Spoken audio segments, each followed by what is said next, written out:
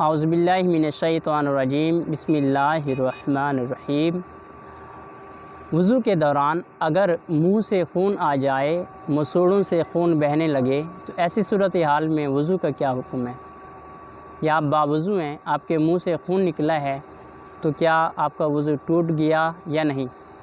تو اس بات پر ہم لوگ بحث کریں گے۔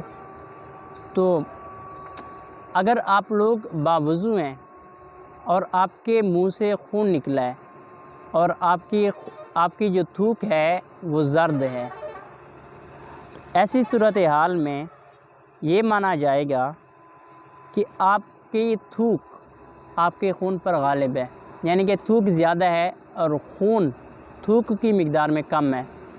ایسی صورتحال میں آپ باوضو ہیں، آپ کا وضو نہیں ٹوٹے گا۔ اگر آپ کی جو تھوک ہے وہ سرخ ہے تو ایسی صورتحال میں جو خون ہے وہ غالب مانا جائے گا، اور ایسی صورتحال میں آپ کا وضو ٹوٹ جائے گا، آپ کو دوبارہ سے وضو بنانا پڑے گا۔